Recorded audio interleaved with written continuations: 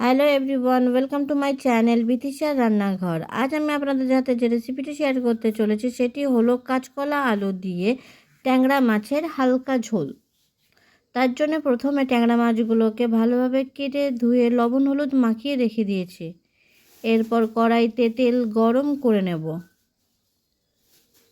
কড়াইতে তেল গরম করে তার মধ্যে লবণ হলুদ মাখানো ট্যাংরা মাছগুলোকে দিয়ে দেব। ট্যাংরা মাছগুলোকে ভালোভাবে ভেজে নেব।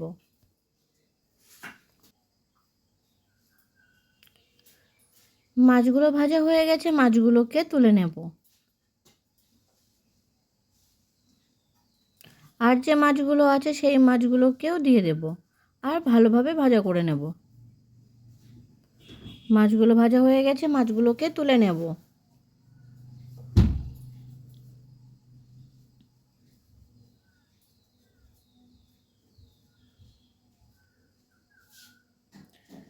এরপর গরম তেলের মধ্যে দিয়ে দেব 5 ফোড়ন আর শুকনো লঙ্কা ফোড়ন। এরপর এর মধ্যে দিয়ে দেব পেঁয়াজ কুচি।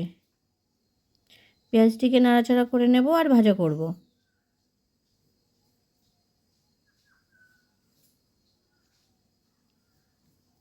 পেঁয়াজটি একটু নরম হয়ে আসলে এর মধ্যে দিয়ে দেব কাঁচা লঙ্কা।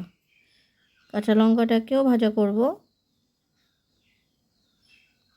এরপর দিয়ে দেব রসুন বাটা। রসুনটাকে ভাজা করব।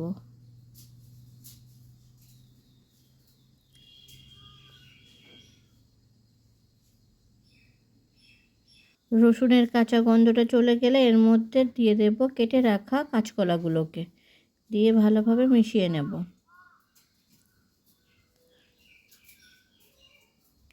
এরপর দিয়ে দেব কেটে রাখা আলুর টুকরোগুলিকে। আলুর টুকরোগুলোকেও একসাথে নাড়াচাড়া করে নেব আর ভাজা করব।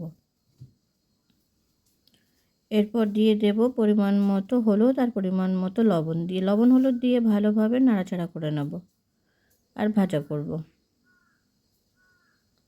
এরপর দিয়ে দেব জিরে গুঁড়ো, দিয়ে দেব মরিচ গুঁড়ো, দিয়ে দেব শুকনো লঙ্কার গুঁড়ো।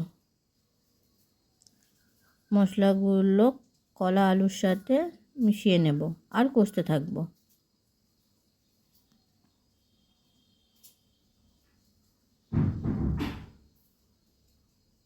এর মধ্যে দিয়ে দেব অল্প পরিমাণ চিনি। চিনিটা দিয়ে ভালোভাবে মিশিয়ে নেব।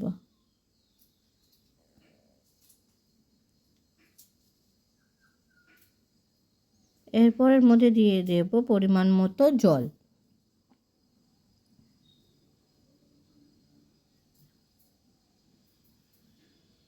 জল দেওয়ার পরে সবজিগুলোকে নাড়াচাড়া করে নেব।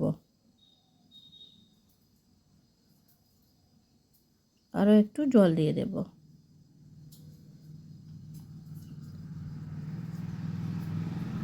জল দেওয়ার পরে ভালোভাবে নাড়াচাড়া করে নেব। এবার ঝোলটাকে ঢেকে ফুটতে রেখে দেব। ঝোলটা ভালোভাবে ফুটছে।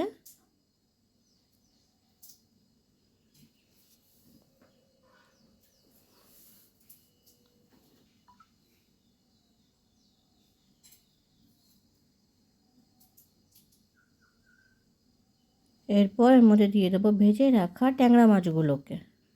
ট্যাংরা মাছগুলোকে দেবার পরে নাড়াচাড়া করে নেব।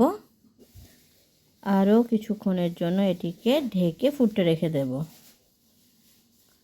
ঝোলটা ভালোভাবে ফুটে উঠেছে, আলু কলাগুলোও সিদ্ধ হয়ে গেছে। মাঝে মাঝে একটু নাড়াচাড়া করে নেব যাতে তলায় লেগে না যায়। আরও কিছুক্ষণের জন্য এটিকে ফুটতে রেখে দেব।